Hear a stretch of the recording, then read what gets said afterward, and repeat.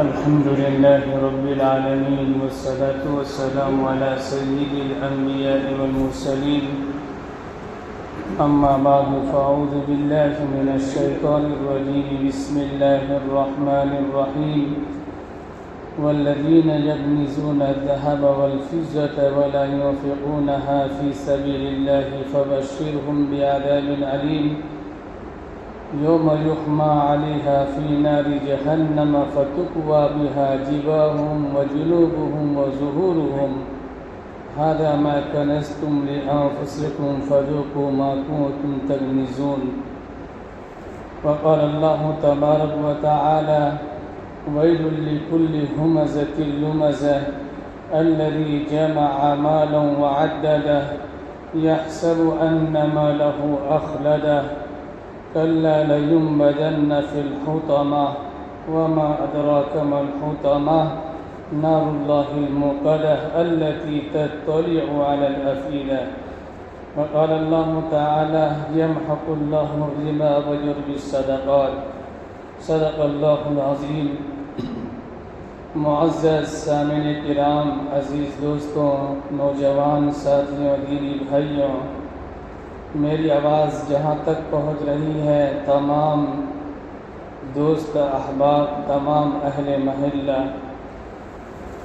میں نے قرآن مقدس کی سورہ توبہ کی ایک آیت کی تلاوت کی ہے اور سورہ ہمزہ کی تلاوت کی ہے. سورہ ہمزہ کی چند آیتوں کی تلاوت کی.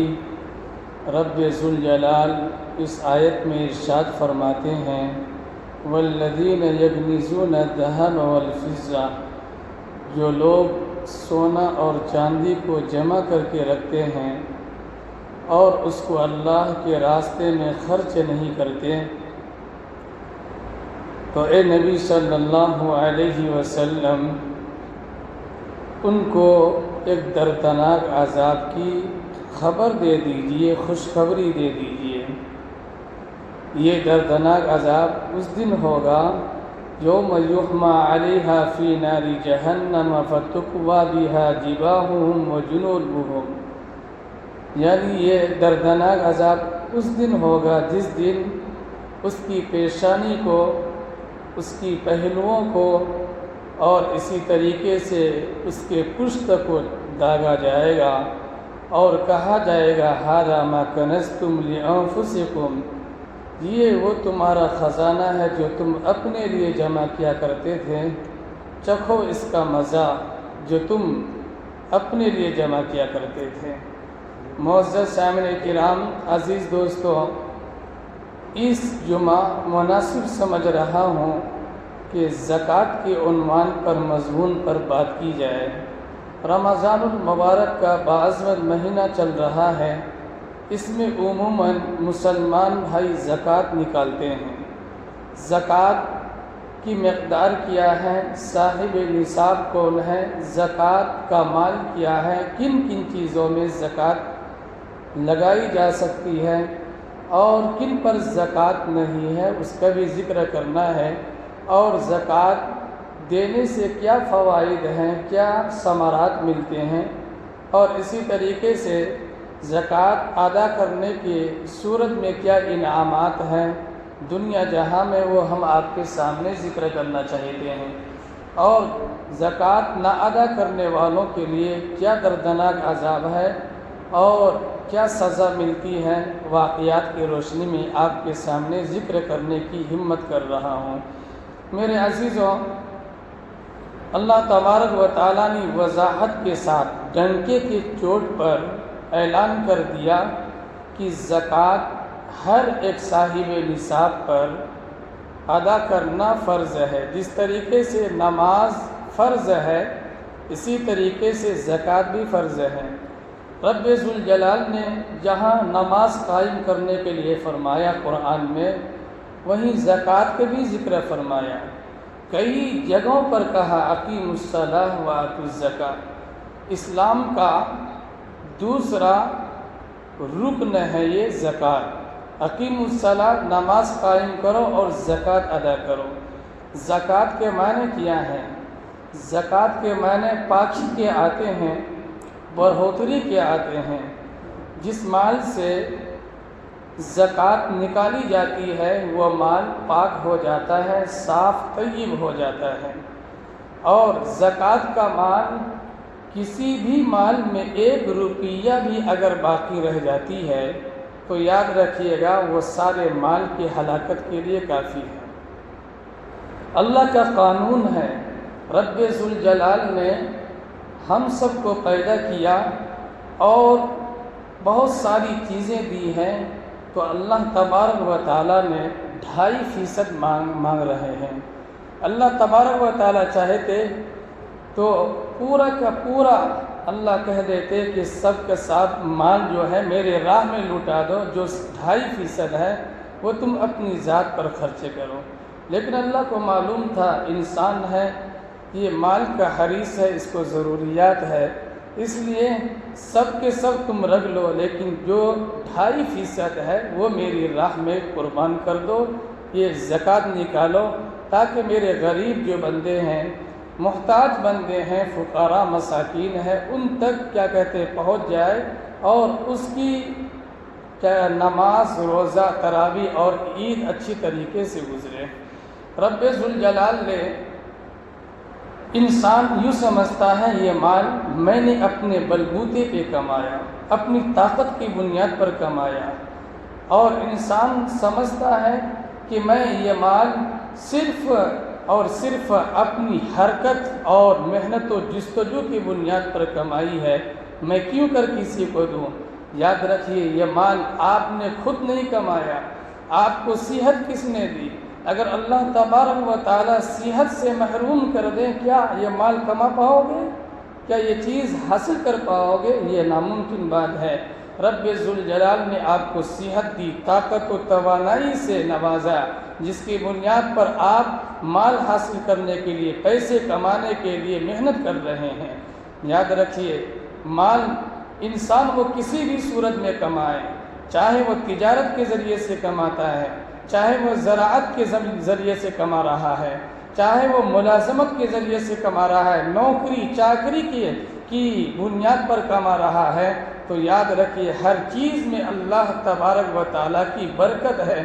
اگر برکت نہ رہے تو حقیقت میں لاکھوں 2 لاکھ کمائے انسان، پھر بھی اس کے گھر سے غربت ختم نہیں ہو سکتی ہے۔ اسی طریقے سے برکت آج معلوم ہی نہیں ہے انسان کو برکت کیا چیز ہے، برکت کے معنی مفہوم سے بھی واقف نہیں ہے۔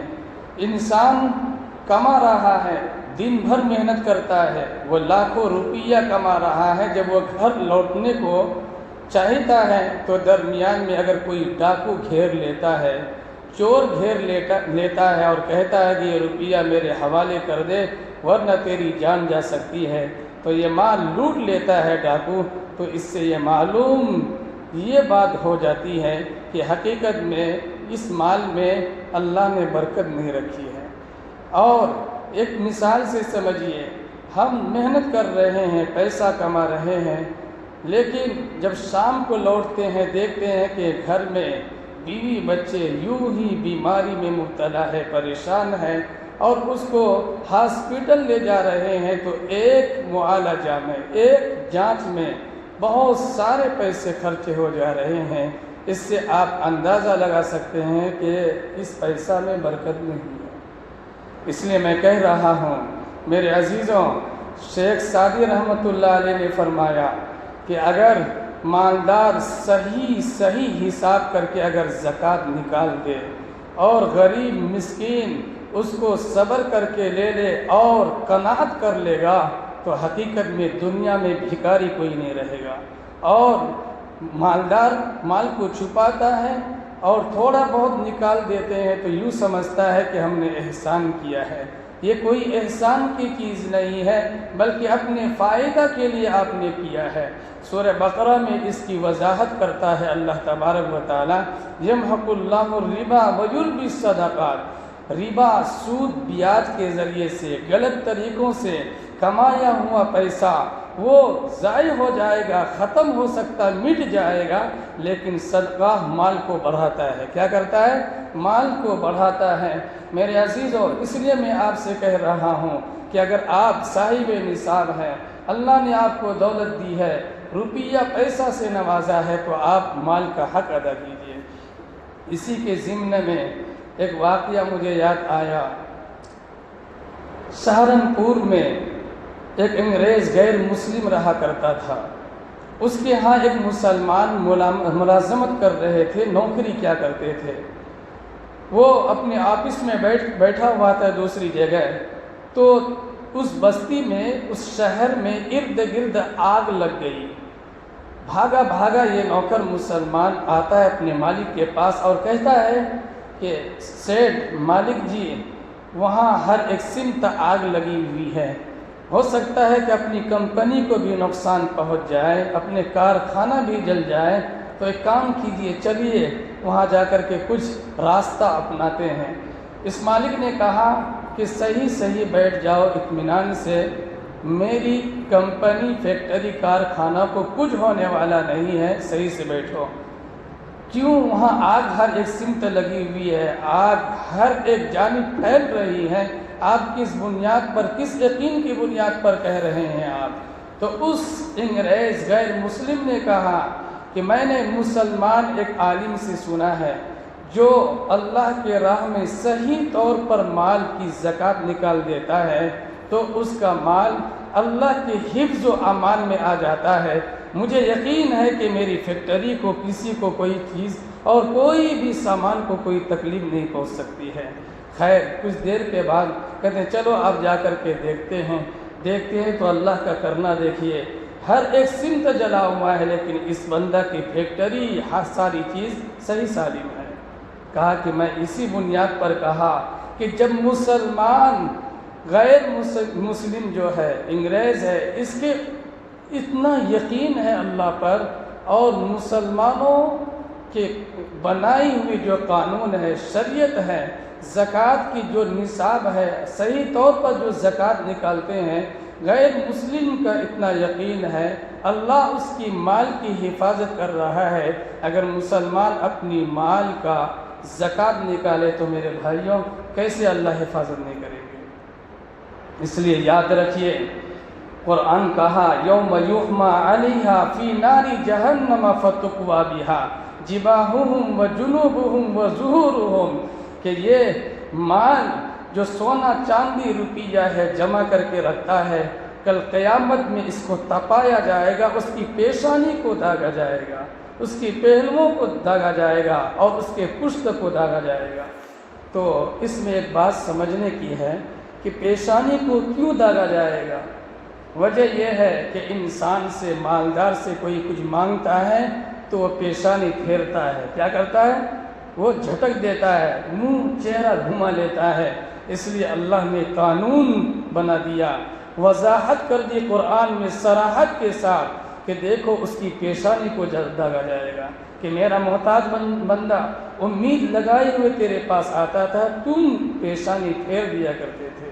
پھر اس کے بعد اس کی پہلو کو داغا جائے گا، پھر اس کے پشت کو داغا جائے گا، اور کہا جائے گا ھذا ما کنزتم لانفسکم فذوقوا ما کنتم تکنزون، یہ ہے تیرا خزانہ، یہ تیرا مال ہے جو تم دنیا میں جمع کر کے رکھا کرتے تھے۔ میرے عزیزوں، اسی طریقے سے جو مال کی زکوٰۃ نہیں نکالتا، وہ مال کل قیامت میں قبر میں گنجا سانپ بنا کر کے اس کے گلے میں توق پہنایا جائے گا۔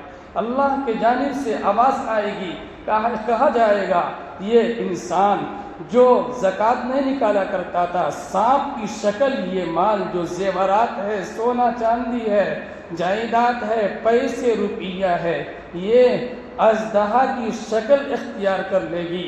میرے بھائیوں یاد رکھیے گا اس بات کو کہ یہ سانپ ایسا ویسا نہیں، گنجا سانپ ہوگا زہر کی وجہ سے۔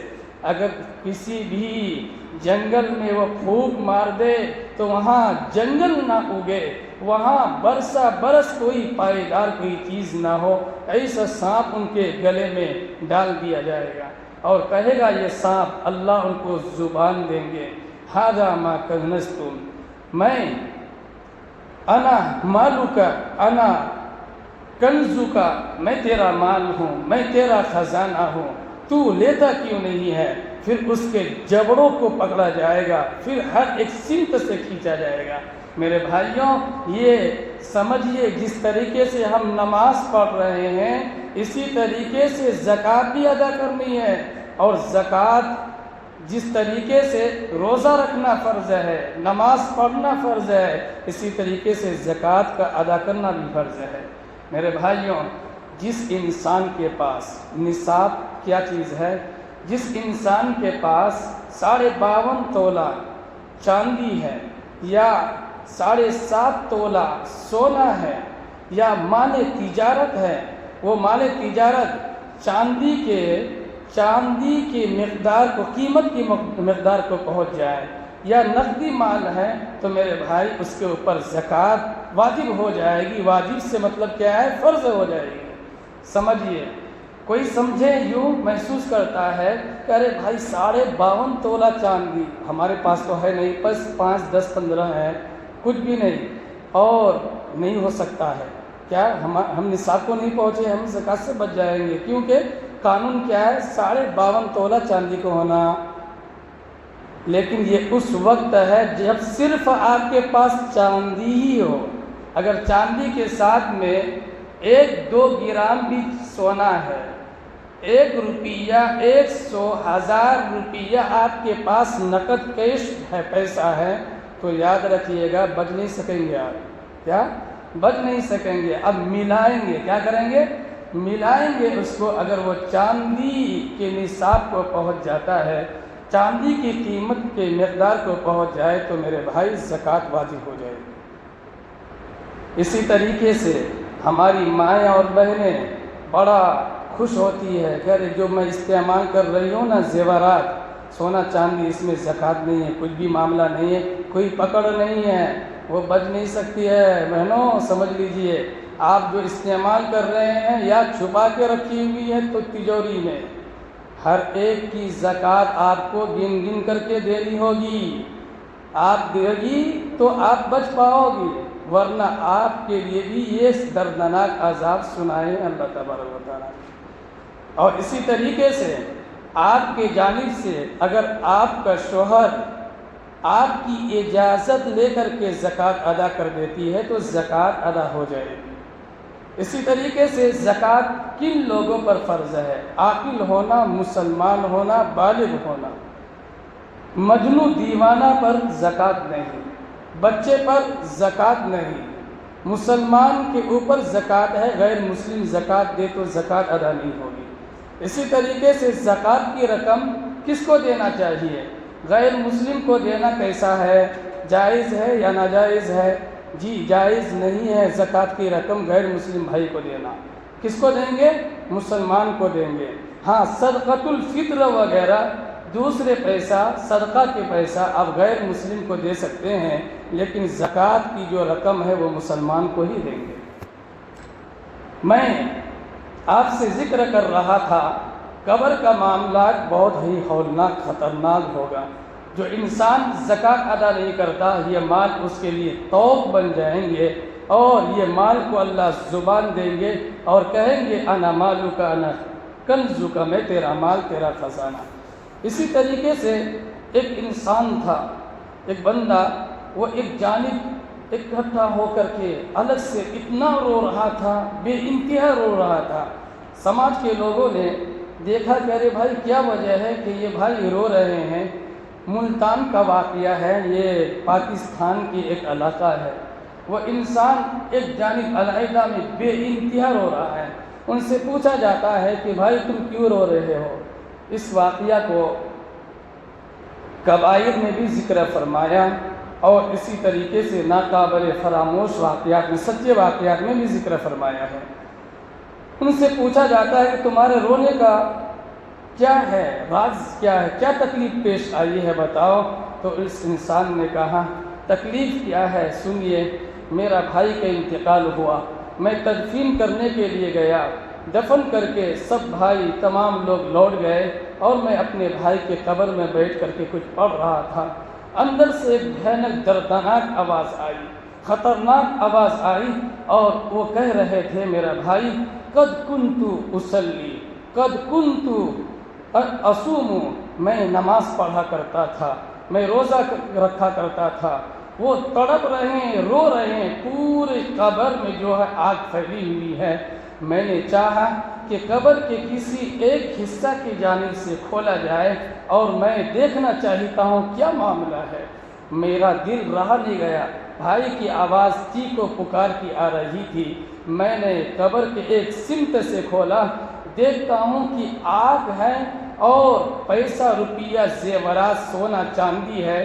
وہ سونا چاندی کو تپا کر کے اور اس کے ہار بنا دیے ہیں، بھائی کے ہار بنا دیے ہیں، اور ہر ایک سمت سے قبر دبا رہی ہے۔ میں نے چاہا کہ اپنے بھائی کو نکالوں، مسکراؤں ان چیزوں سے۔ جب میں انگلیاں اس میں داخل کی تو میری انگلیاں جل گئی اور اس کی تکلیف مجھے محسوس ہو رہی ہے۔ میں نے علاج و معالجہ کیا، ہر ایک دواخانہ کی چکر لگایا، ہاسپٹل کا چکر لگایا، بڑے سے بڑے اطباء، حکما، حکیم کو میں نے دکھایا، لیکن کہیں بھی مجھے کوئی بھی راحت نہیں ملی، مجھے سکون نہیں مل پا رہا ہے، میں اس وجہ سے پریشان ہوں۔ کہا کہ اچھا یہ بات ہے کہ دکھاؤ ہاتھ، تو دیکھتے ہیں ہاتھ، تو ہاتھ کی انگلیاں جلی ہوئی ہے، جل کر کے سیاہ ہو چکی ہے، جل کر کے کیا ہو چکی ہے؟ سیاہ ہو چکی ہے۔ اور کہا جاتا ہے، ان سے پوچھا وجہ کیا ہے؟ کہا کہ بھائی کچھ بھی نہیں، میرا بھائی کے انتقال ہوا تھا، اس ایسے معاملہ میں قبرستان میں نے گیا، دفن کر کے تمام دوست احباب لوٹے، ہم بیٹھے ہوئے تھے، کچھ پڑھ رہے تھے، میں نے قبر سے آواز سنی اپنے بھائی کی کہ چیخ و پکار کی آواز آ رہی ہے، اور کہہ رہے تھے انہوں کہ میں نماز پڑھا کرتا تھا، میں روزہ رکھا کرتا تھا۔ ان باتوں کی آواز آ رہی تھی اور چیخ رہے تھے، دردناک اور ہولناک وحشتناک آواز آ رہی تھی۔ میں نے قبر کے سمت سے کھولا تو دیکھا کہ معاملہ ایسا ہے، تو میں نے ہاتھ بڑھایا کہ اپنے بھائی کو بچاؤں۔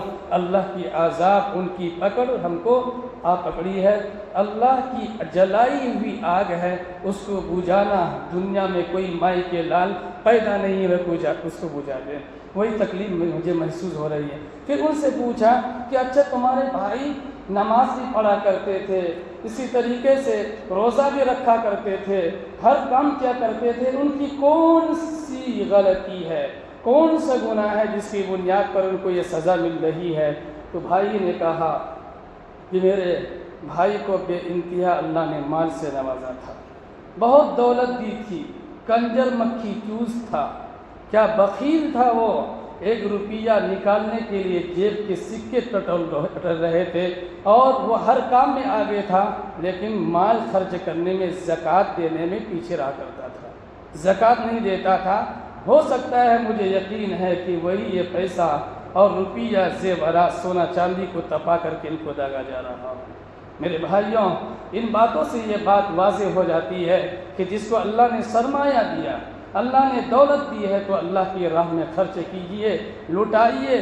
آپ کو دیکھنے میں یوں محسوس ہوگا کہ میرا مال کم ہو رہا ہے، حقیقت میں وہ مال کم ہوتا نہیں ہے بلکہ اضافہ ہوتا ہے۔ اسی طریقے سے ایک اور بات آپ کے سامنے وضاحت کر دیتا ہوں، واقعات کی جانب اشارہ کرتا ہوں۔ سورہ قلم میں اللہ تبارک و تعالیٰ نے ارشاد فرمایا، بل نحن قوم محرومون، کہ سورہ قلم میں اللہ تبارک و تعالیٰ نے اس واقعہ کا اشارہ فرمایا ہے، یہ کہ ایک انسان تھا بہت اچھا اور بہت ہی سخی انسان ہے، اللہ کی راہ میں بہت مال خرچ کیا کرتا تھا، ان کے باغات تھے، بہت زبردست باغات، ان میں جو بھی پھل آیا کرتے تھے حصوں میں تقسیم کر کے غریبوں میں دے دیا کرتے تھے۔ جب ان کا انتقال ہوتا ہے تو ان کے 3 بیٹے ہیں، کتنے؟ 3 بیٹے ہیں۔ تینوں بیٹوں نے سوچا آپس میں، میرا باپ تو بیوقوف انسان تھے، کیا بیوقوف انسان تھے، احمق تھے، عقل نہیں تھی، پورے مال کیا کہتے ہیں غریبوں میں دے دیا کرتے تھے۔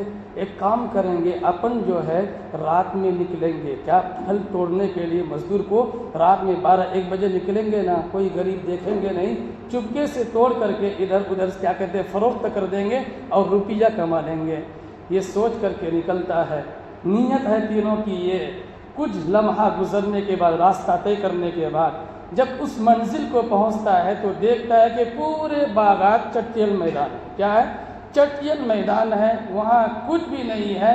اللہ تبارک و تعالیٰ نے باغ کو صف ہستی سے مٹا دیتا ہے۔ ان لوگوں نے آپس میں سوچا کہ ارے بھائی، ہو سکتا ہے ہم غلط جگہ آ گئے۔ کیا؟ غلط جگہ آ گئے۔ دوسرے بھائی نے کہا نہیں، جگہ ٹھیک ہے، ہم اپنی جگہ میں آئے، لیکن میری نیت خراب تھی۔ اللہ کے قانون کے خلاف ہم نے سوچا تھا۔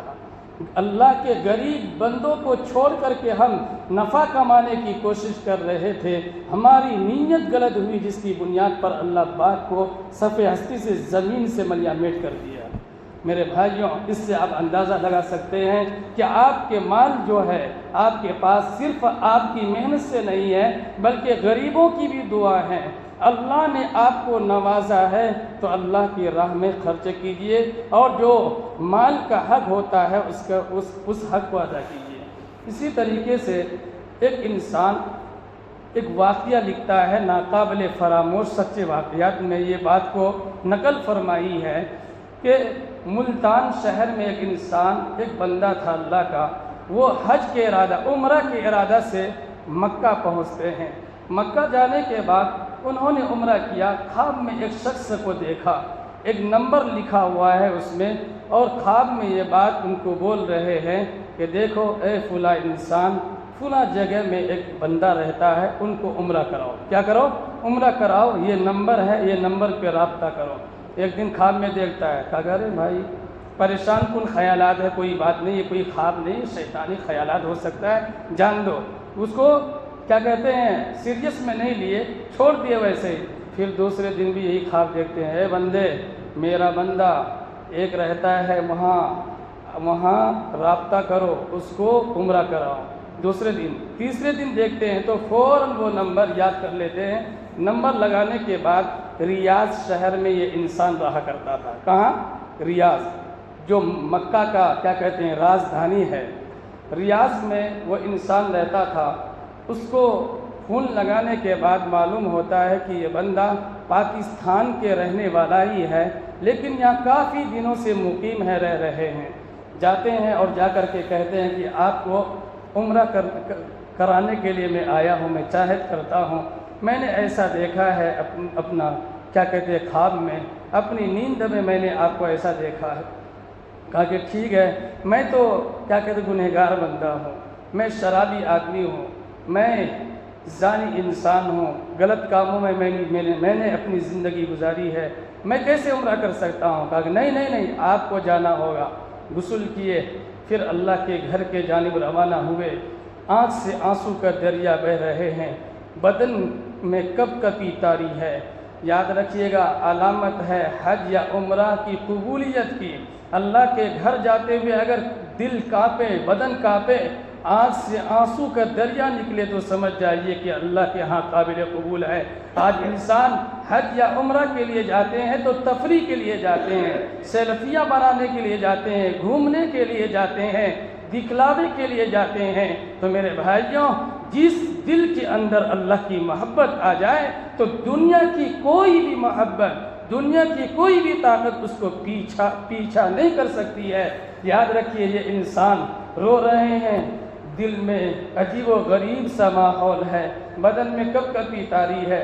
جانے کے بعد طواف کرتے ہیں، کئی مرتبہ طواف کرنے کے بعد کہا کہ میں چاہتا ہوں اے میرے عزیز دوست، ایک مرتبہ اور طواف کروں۔ کیا کروں؟ طواف کروں۔ دوسرے مرتبہ جب طواف کرنے کے لیے جاتے ہیں، مقام ابراہیم کے پاس پیچھے سجدہ ریز ہوتے ہیں تو سجدہ کی حالت میں موت آ جاتی ہے۔ کیا آ جاتی ہے؟ موت آ جاتی ہے۔ دوست نے، ان کے ساتھی نے اٹھایا، کہا کہ کیا بنی، کیوں بھائی، کیوں پڑے ہوئے ہو اتنی دیر سے؟ پتہ چلتا ہے کہ روح پرواز کر گئی ہے۔ کیا؟ روح پرواز کر گئی ہے، انتقال ہو گیا ہے۔ خیر، اس انسان کے پاس نمبر تھا اس کی اہلیہ کا۔ ان فون کرنے کے بعد کہا کہ آپ کے شوہر کا یہاں انتقال ہو گیا ہے، اجازت طلب کرتا ہوں، اگر آپ کی جانب سے اجازت ہو تو میں یہی دفن کر دوں گا، ورنہ آپ کے حوالے کر دیا جائے گا۔ بیوی نے اور تمام وہاں کے لوگوں نے کہا، خاندان عزیز و اقارب نے، کہ آپ وہیں دفن کیجئے، ہم سب بھی آ رہے ہیں، ہم سب بھی آ رہے ہیں۔ آنے کے بعد وہاں تدفین کرتے، جنازہ کی نماز ادا کی جاتی ہے۔ عموماً 20-25 لاکھ کی تعداد ہمیشہ ہمہ وقت مکہ میں خانہ کعبہ میں رہتی ہے، تو وہاں آپ کی نماز جنازہ پڑھی گئی، اور یاد رکھیے گا آب زمزم سے آپ کو نہلایا گیا، پھر اس کے بعد جنازہ کی نماز ادا کی گئی، اور وہاں کے جو حکماء تھے، بڑے لوگ تھے، انہوں نے کہا اس انسان سے میں کوشش کرتا ہوں اس بندہ کے لیے جنت المعلیٰ میں ان کو کہاں قبرستان بنے، ان کی کہاں جنت المعلیٰ میں ان کی قبرستان بنے، اور ہوتا ہے یہی، اللہ ان کو جنت البقیع میں، جنت المعلیٰ میں ان کو جگہ دی۔ یاد رکھیے میرے بھائیوں، یہ موت کتنی اچھی موت ہے۔ یہ انسان جو ساتھی ملتان سے چلے تھے، انہوں نے خبر لی، تمام ساتھیوں نے اور وہاں کے عرب کے لوگوں نے، کہ کیا وجہ ہے، کیا بات بنی ہے، تو معلوم یہ بات کرنے کے لیے بیوی سے یہ لوگ گئے اور کہا کہ کون سی نیکی تھی اتنی اچھی موت آئی، تو کہا نہیں میرا شوہر تو کوئی صوم و صلات کا پابند نہیں تھے، ہمیشہ کیا کہتے ہیں شراب وغیرہ میں چور رہا کرتے تھے، لیکن ایک نیکی مجھے یاد ہے۔ کیا؟ ایک نیکی مجھے یاد ہے۔ کہا کہ کون سی نیکی بتاؤ اے بندی، اے خاتون بتائیے، تو اس کی اہلیہ نے کہا کہ میرے بازو میں ایک پڑوسی تھی، بیوہ عورت تھی، اس کا شوہر اس دنیا سے گزر گیا تھا، چھوٹے چھوٹے معصوم بچے تھے، بچیاں تھیں، اس انسان نے، میرا شوہر نے، جو میرے کھانے کے لیے لایا کرتا تھا، اپنے بچوں کو پہننے کے لیے جو بھی کپڑا لیتے تھے، میرا شوہر اس یتیم بچوں کے لیے بھی وہ سامان مہیا کرتے تھے، جس دکان سے میرے گھر کا سامان لایا کرتے تھے، وہیں سے سامان اور کپڑے اور اس بچوں کے لیے بھی، ان لوگوں کے لیے بھی ہمیشہ لایا کرتے تھے، اور لا کر کے دروازے پر رکھ دیا کرتے تھے، اور مجھ سے کہا کرتا تھا بیگم جاؤ جا کر کے سامان پہنچا دو۔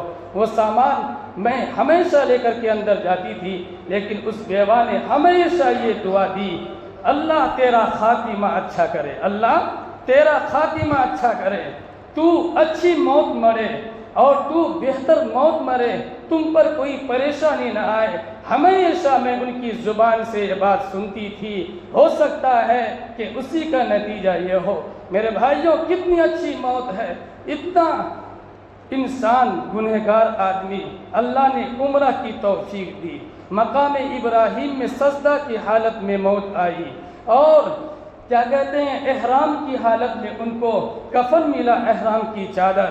اسی طریقے سے آب زمزم سے نہلایا گیا، اسی طریقے سے جنت المعلیٰ میں ان کی تدفین ہوئی۔ میرے بھائیوں، وجہ کیا ہے کہ اللہ کے لیے، اللہ کی رضا کے لیے اس نے اپنے مال کو جو اپنے لیے پسند کیا، اور حدیث میں بھی ہے جو اپنے لیے پسند کرتے ہو اپنے بھائیوں کے لیے بھی وہی پسند کرو۔ کیا کرو؟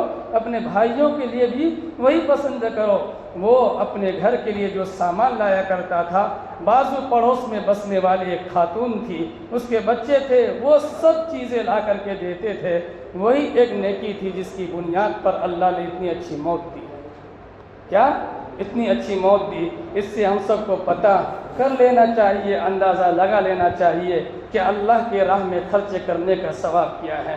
میرے بھائیوں، قرآن میں اللہ نے کہا وَيْلٌ لِكُلِّ هُمَزَةٍ لُمَزَةٍ الَّذِي جَمَعَ مَالًا وَعَدَّدَهُ، ہلاکت، دردناک عذاب ہے ایسے شخص کے لیے جو مال جمع کرتا ہے اور گن گن کر کے رکھتا ہے۔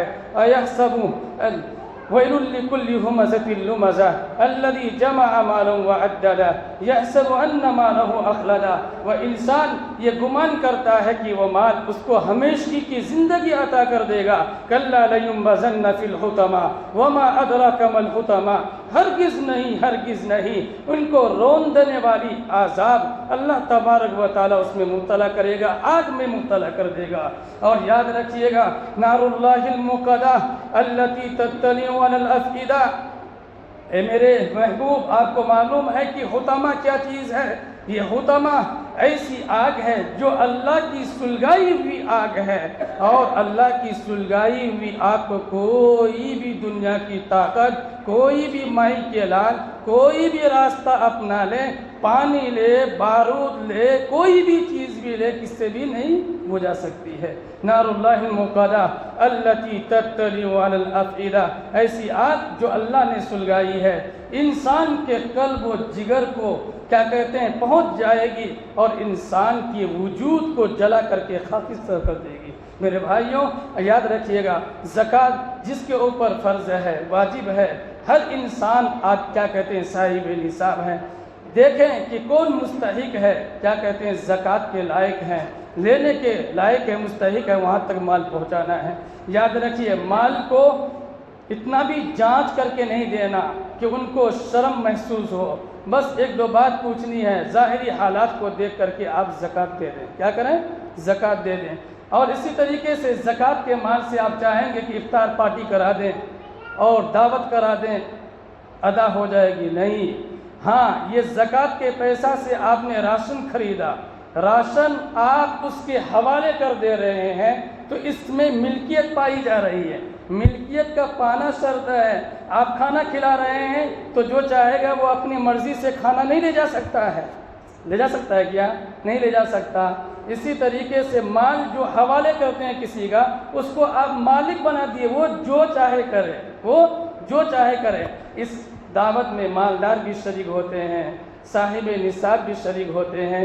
اسی لیے میرے بھائی آپ یوں کریں کہ ایک ڈبہ بنائیں، کھانا وغیرہ اگر دے رہے ہیں، بانٹ رہے ہیں، تو اس میں پیک کر دے اور سب کو ایک ایک حوالے کر دے تو زکوٰۃ ادا ہو جائے گی۔ لیکن چاہیں گے کہ سب افطار پارٹی میں تللے تللے کھائے، زکوٰۃ ادا نہیں ہوگی۔ کسی بھی مفتی سے آپ فتویٰ لے سکتے ہیں، کسی بھی۔ جی ہاں، نہیں، بالکل نہیں۔ آپ کھانا الگ ٹائپ پہ